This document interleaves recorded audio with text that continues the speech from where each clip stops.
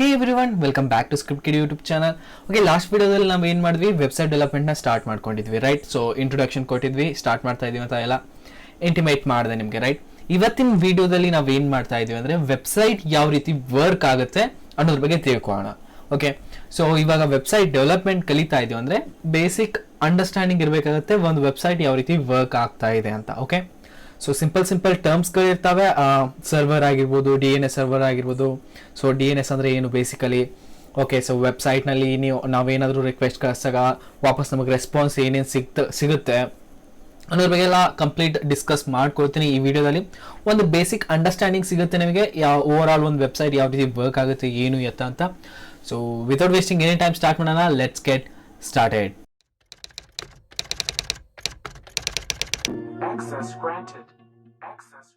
How websites work, website basically ಯಾವ ರೀತಿ work ಆಗುತ್ತೆ.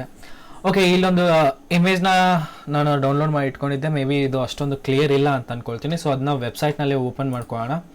ಓಕೆ, ಸೊ ಇವಾಗ ಇದು ಕ್ಲಿಯರ್ ಆಗಿ ಕಾಣಿಸ್ತಾ ಇರ್ಬೋದು ನಿಮಗೆ. ಅಷ್ಟೊಂದು ಕ್ಲಿಯರ್ ಇಲ್ಲ, ಬಟ್ ಸ್ವಲ್ಪನಾದರೂ ಕ್ಲಿಯರ್ ಆಗಿದೆ, ರೈಟ್.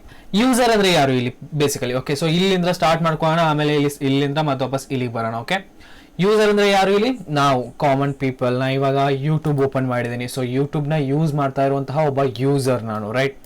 ಸೊ ಅದೇ ರೀತಿ ನೀವು ಫೇಸ್ಬುಕ್ನ ಓಪನ್ ಮಾಡ್ಕೊಂಡಿದ್ರೆ ಫೇಸ್ಬುಕ್ನ ಯೂಸ್ ಮಾಡ್ತಾ ಇರುವಂತಹ ಯೂಸರ್ ನೀವು, ರೈಟ್.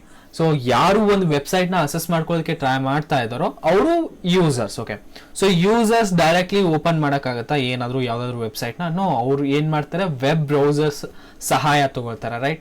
ಇವಾಗ ನಾ ಏನು ಮಾಡಿದ್ದೀನಿ, ಕ್ರೋಮ್ ಬ್ರೌಸರ್ದು ಒಂದು ಸಹಾಯ ತೊಗೊಂಡಿದ್ದೀನಿ, ರೈಟ್. ಅದೇ ರೀತಿ ನೀವು ಯಾವುದಾದ್ರೂ ಒಂದು ಬ್ರೌಸರ್ದ ಸಹಾಯ ತೊಗೋಬೋದು. ಅದು ಫೈರ್ ಫಾಕ್ಸ್ ಆಗಿರ್ಬೋದು ಅಥವಾ ಯಾವುದೇ ಆಗಿರಲಿ. ನೀವೇನು ಮಾಡ್ತೀರಾ, ಒಂದು ಬ್ರೌಸರಿನ ಸಹಾಯ ತೊಗೊಂಡ್ಬಿಟ್ಟು ಒಂದು ಯಾವುದಾದ್ರೂ ವೆಬ್ಸೈಟ್ನ ಓಪನ್ ಮಾಡೋದಕ್ಕೆ ಟ್ರೈ ಮಾಡ್ತೀರಾ. ಇವಾಗ ನಾ ಏನು ಮಾಡಬೇಕಾಗಿದೆ, ಯಾವುದೋ ಒಂದು ವೆಬ್ಸೈಟ್ನ ಓಪನ್ ಮಾಡ್ಕೋಬೇಕಾಗಿದೆ ಅಂತ ಇಟ್ಕೊಳ್ಳೋಣ. ಅದು ಯಾವುದೇ ಆಗಿರಲಿ. ಇಲ್ಲಿ ಅಕಾಡೆಮಿಕ್ ಸಮಥಿಂಗ್ ಅಂತ ಇದೆ. ನಾ ಇಲ್ಲಿ ಫೇಸ್ಬುಕ್ ಓಪನ್ ಮಾಡ್ತಾ ಇದ್ದೀನಿ ಅಂತ ಇಟ್ಕೊಳ್ಳೋಣ, ಅಥವಾ ಇಲ್ಲಿ ಗೂಗಲ್ ರಿಕ್ವೆಸ್ಟ್ ಕಳಿಸ್ತೆ ಅಂತ ಇಟ್ಕೊಳ್ಳೋಣ. ಏನೇ ಆಗಿರಲಿ, ಒಟ್ನಲ್ಲಿ ನಾನು ಏನು ಮಾಡ್ತಾ ಇದ್ದೀನಿ, ವೆಬ್ಸೈಟ್ ಅಡ್ರೆಸ್ನ ಕೊಡ್ತಾ ಇದ್ದೀನಿ. ಇಲ್ಲಿಂದ ನಂಗೆ ಏನು ಮಾಡು, ವೆಬ್ಸೈಟಿನ ಕಂಟೆಂಟ್ನ ತೆಗೆದುಕೊಡು ಅಂತ ಹೇಳ್ತಾ ಇದ್ದೀನಿ. ಓಕೆ, ಯಾವಾಗ ನಾನು ಒಂದು ವೆಬ್ಸೈಟ್ನ ಕೊಡ್ತೀನೋ, ಪ್ರೊವೈಡ್ ಮಾಡ್ತೀನೋ ಬ್ರೌಸರ್ಗೆ, ಅದು ಏನು ಮಾಡುತ್ತೆ ಅಂದರೆ ಬೇಸಿಕಲಿ ಆ ವೆಬ್ಸೈಟ್ನ ತೊಗೊಂಡ್ಬಿಟ್ಟು ಆ ಡೊಮೇನ್ ನೇಮ್ನ, ಓಕೆ, ಇದು ಏನಿದೆಲ್ಲ ಆಕ್ಟ್ ಸಮಥಿಂಗ್ ಅಂತ. ಸೊ ಅದೇ ರೀತಿ facebook.com ಆಗಿರ್ಬೋದು, ಅದೊಂದು ಡೊಮೇನ್ ಆಯಿತು. ಆಮೇಲೆ google.com ಆಗಿರ್ಬೋದು, ಅದೊಂದು ಡೊಮೇನ್ ಆಯಿತು. ಸೊ ಇವು ಏನಿದಾವಲ್ಲ ಡೊಮೇನ್ ನೇಮ್ಸ್ ಅಂತ ಹೇಳ್ತೀವಿ. ಓಕೆ, ಸೊ ನಾವು ಯಾವುದಾದ್ರೂ ಒಂದು ವೆಬ್ಸೈಟ್ನ ಓಪನ್ ಮಾಡಬೇಕಂದ್ರೆ ನಾವು ಏನು ಮಾಡ್ತೀವಿ, ಡೊಮೇನ್ ನೇಮ್ನ ಕೊಡ್ತೀವಿ ಅಥವಾ ಅಡ್ರೆಸ್ನ ಕೊಡ್ತೀವಿ. ಓಕೆ, ಸೊ ಅಂತಹ ಟೈಮ್ನಲ್ಲಿ ನಮಗೆ ಯಾವ ರೀತಿ ಅಸೆಸ್ ಆಗುತ್ತೆ ಒಂದು ವೆಬ್ಸೈಟ್ ಅಂತಂದರೆ, ನಾವು ಯಾವುದಾದ್ರೂ ಒಂದು ವೆಬ್ಸೈಟ್ನ ಕೊಟ್ಟ ತಕ್ಷಣ ಅದು ಏನು ಮಾಡುತ್ತೆ, DNS ಸರ್ವರ್ ಹತ್ರ ಹೋಗುತ್ತೆ. DNS ಸರ್ವರ್ ಹತ್ರ ಹೋಗ್ಬಿಟ್ಟು ಕೇಳುತ್ತೆ, ನೋಡ್ಗುರು ನನ್ನ ಹತ್ರ ಈ ರೀತಿಯಾದಂತಹ ವೆಬ್ಸೈಟ್ ಬಂದಿದೆ, ನನಗೆ ಈ ವೆಬ್ಸೈಟಿನ IP ಅಡ್ರೆಸ್ನ ಕೊಡು ಅಂತ. ಓಕೆ, DNS ಏನು ಮಾಡುತ್ತೆ, ಯಾವ್ದು ವೆಬ್ಸೈಟ್ ಇದೆ ಅಂತ ನೋಡ್ತೀನಿ ಅಂತ ಕೇಳುತ್ತೆ ಅದು. ಸೊ ನೋಡುತ್ತೆ, ಅದು .com ಇತ್ತು ಅಂದರೆ .com ಇಂದ ಯಾವ್ಯಾವ IP ಅಡ್ರೆಸ್ಗಳಿದೆ ಅದನ್ನ ಫೆಚ್ ಮಾಡಿಬಿಟ್ಟು ಆ facebook.com ಇಂದ IP ಅಡ್ರೆಸ್ ಏನಿದೆ ಅದನ್ನು ವಾಪಸ್ ನಮಗೆ ಸೆಂಡ್ ಮಾಡುತ್ತೆ. ಓಕೆ, ಸೊ ಅದಾದಮೇಲೆ IP ಅಡ್ರೆಸ್ ಮುಖಾಂತರ ನಾ ಏನು ಮಾಡ್ಬೋದು, ಸರ್ವರ್ನ ಅಸೆಸ್ ಮಾಡ್ಕೋಬೋದು. ಓಕೆ, ನಾನು ನಿಮ್ಗೆ ಗೊತ್ತಿದೆ ಬೇಸಿಕ್ ನೆಟ್ವರ್ಕಿಂಗ್ ಕಾನ್ಸೆಪ್ಟ್ಸ್ ಬಗ್ಗೆ ನಿಮ್ಗೆ ಗೊತ್ತಿದ್ರೆ IP ಅಡ್ರೆಸ್ ಇಲ್ಲದೆ ನಾವು ಅಸೆಸ್ ಮಾಡ್ಕೊಳಕ್ ಆಗಲ್ಲ. ಬಟ್ ಆದರೂ ಕೂಡ ನಾವು ಏನು ಮಾಡ್ತೀವಿ, ಸ್ಟ್ರಿಂಗ್ ಫಾರ್ಮೆಟ್ನಲ್ಲಿ ಕೊಟ್ಬಿಟ್ಟು ಅಡ್ರೆಸ್ನ ಕೊಟ್ಬಿಟ್ಟು ನಾವು ಯಾವುದಾದ್ರೂ ಒಂದು ಸರ್ವರ್ದು ಕಂಟೆಂಟ್ನ ಅಸೆಸ್ ಮಾಡ್ಕೊಳ್ತಾ ಇರ್ತೀವಿ. ಬಟ್ ಬಿಹೈಂಡ್ ವರ್ಕ್ ಯಾವ ರೀತಿ ಆಗ್ತಿರುತ್ತೆ ಅಂದರೆ ನಮಗೆ IP ಇಂದನೇ ನಾವು ವರ್ಕ್ ಮಾಡ್ತಾ ಇರ್ತೀವಿ. ಓಕೆ, ಸೊ IP ಮುಖಾಂತರನೇ ನನಗೆ ಕನೆಕ್ಷನ್ ಸಿಗ್ತಾ ಇರುತ್ತೆ. ಡೊಮೇನ್ ನೇಮಿಂದ ನನಗೆ ಏನೂ ಕನೆಕ್ಷನ್ ಸಿಗ್ತಾ ಇರಲ್ಲ. ನಾವು IP ಮುಖಾಂತರನೇ ವರ್ಕ್ ಮಾಡ್ತಾ ಇರ್ತೀವಿ. ಓಕೆ, ಸೊ ಅದು IP ಅಡ್ರೆಸ್ ಸಿಗುತ್ತೆ. ಸರ್ವರಿಂದ IP ಅಡ್ರೆಸ್ ಸಿಕ್ಕ ತಕ್ಷಣ ಅದು ಏನು ಮಾಡುತ್ತೆ, ಸರ್ವರ್ ಹತ್ರ ಹೋಗುತ್ತೆ. ಸರ್ವರ್ ಹತ್ರ ಹೋಗ್ಬಿಟ್ಟು ಏನಾಗುತ್ತೆ, ನೋಡ್ಗುರು ನಾ facebook.comನ ಓಪನ್ ಮಾಡೋದಕ್ಕೆ ಟ್ರೈ ಮಾಡ್ತಾ ಇದ್ದೀನಿ. ನಾವು ಎಟ್ ಅ ಟೈಮ್ facebook.com ಓಪನ್ ಮಾಡೋದಕ್ಕೆ ಟ್ರೈ ಮಾಡಿದ್ರೆ ಅದೇನು ಮಾಡುತ್ತೆ, ಹೋಮ್ ಪೇಜ್ನ ತಂದು ಕೊಡುತ್ತೆ ನಮಗೆ, ರೈಟ್. ಬೇರೆ ಏನೂ ತಂದು ಕೊಡಲ್ಲ, ಹೋಮ್ ಪೇಜ್ನೇ ತಂದು ಕೊಡುತ್ತೆ. ನಾವು google.com ಅಂತ ಕೊಟ್ಟರೆ ಏನಾಗುತ್ತೆ, ನನಗೆ ಹೋಮ್ ಪೇಜೇ ಬರುತ್ತೆ. ಅದನ್ನ ಬಿಟ್ಟರೆ ನಾವು google.com ಅಂತ ಹೊಡೆದಾಗ ಏನಾದರೂ ಕಂಟೆಂಟ್ ಬೇರೆ ಬರಲ್ಲ, ಹೋಮ್ ಪೇಜೇ ಬರುತ್ತೆ, ಒಂದು ಸರ್ಚ್ ಬಾರ್ ಇರುತ್ತೆ, ಆ ರೀತಿ ಬರುತ್ತೆ, ರೈಟ್. ಸೊ ಅದೇ ರೀತಿ ನಾ ಯಾವುದಾದ್ರು ಒಂದು ವೆಬ್ಸೈಟ್ನ ಸರ್ಚ್ ಮಾಡಿದಾಗ ಅದು ಫಸ್ಟ್ ಕಂಟೆಂಟ್ ನನಗೆ ಏನು ಕೊಡುತ್ತೆ, ಅದ್ರದ್ದು ಏನು ಮೇನ್ ಹೋಮ್ ಪೇಜ್ ಇರುತ್ತೋ ಅದನ್ನ ನಮಗೆ ಸೆಂಡ್ ಮಾಡುತ್ತೆ, ರೈಟ್. ಇವಾಗ ನಾ ಏನು ಮಾಡಿದೆ, ಸರ್ವರ್ಗೆ ಹೇಳಿದೆ, ನೋಡು ನನಗೆ facebook.com ಕೊಡು ಅಂತ ಫೇಸ್ಬುಕ್ ಸರ್ವರ್ಗೆ ಹೇಳಿದೆ. ಸೊ ಓಕೆ, ನಿಮಗೆ facebook.com ಬೇಕಾ, ನಾನು ನಿಮಗೆ facebook.com ಕಳಿಸ್ತೀನಿ ಅಂತ ರೆಸ್ಪಾನ್ಸ್ನಲ್ಲಿ ಅದು ಏನು ಮಾಡುತ್ತೆ ಅಂದರೆ HTML CSS JavaScript ಇವು ಮೂರನ್ನೂ ಕೂಡ ಈ ಮೂರು ಕಂಟೆಂಟ್ಸ್ ಏನಿರುತ್ತೋ ಅದನ್ನ ನಮ್ಮ ಬ್ರೌಸರ್ಗೆ ಅದು ವಾಪಸ್ ಸೆಂಡ್ ಮಾಡುತ್ತೆ. ಓಕೆ, ನಮ್ಮ ಬ್ರೌಸರ್ನಲ್ಲಿ ಬಂದ್ಬಿಟ್ಟು ಅದಕ್ಕೆ ಕಂಟೆಂಟ್ ಏನಾಗಿರುತ್ತೆ, ಸ್ಟೋರ್ ಆಗಿರುತ್ತೆ ನಮ್ಮ ಬ್ರೌಸರ್ ಒಳಗಡೆ, HTML, CSS, ಅದಾದಮೇಲೆ ಜಾವಾಸ್ಕ್ರಿಪ್ಟ್. ಓಕೆ, ಸೊ ಅವು ಈ ಮೂರನ್ನೂ ಇಟ್ಕೊಂಡ್ಬಿಟ್ಟು ನಮ್ಗೆ ಏನಾಗುತ್ತೆ, ನಮ್ಮ ವೆಬ್ಸೈಟ್ ಬ್ಯೂಟಿಫುಲ್ ಆಗಿ ಕಾಣಿಸುತ್ತೆ, ರೆಸ್ಪಾನ್ಸಿವ್ ಕಾಣಿಸುತ್ತೆ, ಅಂಡರ್ಸ್ಟ್ಯಾಂಡ್ ಮಾಡ್ಕೋಬೋದು ಏನಿದೆ ಆ ಕಂಟೆಂಟ್ನ, ಓದ್ಬೋದು, ಸ್ವಲ್ಪ ಇಂಟ್ರೆಸ್ಟ್ ಬರುತ್ತೆ. ಅದಕ್ಕೆ ಅಡಿಕ್ಟ್ ಆಗ್ತಾರೆ ಜಾಸ್ತಿ ಜನ ಆ್ಯಕ್ಚುಲಿ, ಬೇಕಂದ್ರೆ ಅದು ಅಟ್ರಾಕ್ಟಿವ್ ಇದೆ ಅನ್ನೋ ಕಾರಣಕ್ಕೋಸ್ಕರನೇ ಜಾಸ್ತಿ ಜನ ಅಡಿಕ್ಟ್ ಆಗ್ತಾರೆ, ರೈಟ್. ಇವಾಗ ನೋಡ್ಬೋದು ಎಷ್ಟೋ ಜನ ಫೇಸ್ಬುಕ್ಕಿಗೆ ಅಡಿಕ್ಟ್ ಆಗಿರ್ತಾರೆ, ಎಷ್ಟೋ ಜನ ಇನ್ಸ್ಟಾಗ್ರಾಮಿಗೆ ಅಡಿಕ್ಟ್ ಆಗಿರ್ತಾರೆ, ರೈಟ್.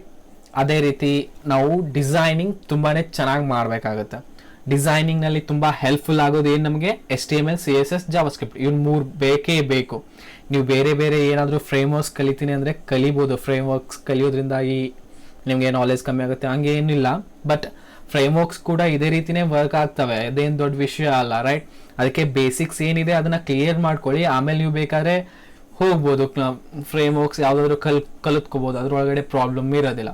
ಬಟ್ ಡಿಸೈನ್ ಇದೇ ರೀತಿ ವರ್ಕ್ ಆಗುತ್ತೆ, ಇದರಲ್ಲಿ ಏನೂ ಡಿಫ್ರೆನ್ಸ್ ಇಲ್ಲ. ನಮ್ಮ ಬ್ರೌಸರ್ನಲ್ಲಿ ಬಂದು ಏನೇನು ಸ್ಟೋರ್ ಆಗ್ತವೆ, HTML, CSS, ಜಾವಾಸ್ಕ್ರಿಪ್ಟ್. ಫ್ರಂಟ್ ಎಂಡಿಗೋಸ್ಕರ ನಾವು ಇವು ಮೂರು ಲ್ಯಾಂಗ್ವೇಜಸ್ಗಳನ್ನ ಯೂಸ್ ಮಾಡ್ಕೋತೀವಿ ಅಂತ, ಲ್ಯಾಂಗ್ವೇಜ್ ಅಂತ ಹೇಳಕ್ ಬರಲ್ಲ HTML, CSSನ.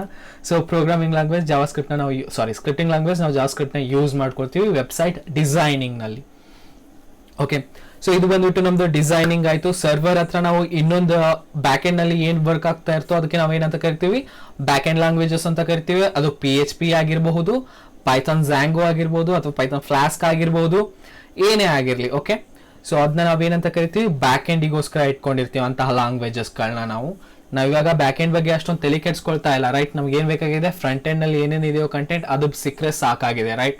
ಅದಕ್ಕೋಸ್ಕರ ನಾನು ಫ್ರಂಟ್ ಎಂಡ್ನಲ್ಲಿ ನಮಗೆ ಕಂಟೆಂಟ್ ಯಾವ ರೀತಿ ಸಿಗುತ್ತೆ ಸರ್ವರ್ ಮುಖಾಂತರ ಅನ್ನೋದನ್ನ ನಿಮಗೆ ಎಕ್ಸ್ಪ್ಲೈನ್ ಮಾಡಿದೆ, ಈಸಿಯಾಗಿ ಅಂಡರ್ಸ್ಟ್ಯಾಂಡ್ ಆಗಿರಬಹುದು ನಿಮಗೆ ಅಂತ ಅಂದ್ಕೊಳ್ತೀನಿ. ಇವಾಗ ನೆಕ್ಸ್ಟ್ ಪಾಯಿಂಟ್ಗೆ ಹೋಗೋಣ.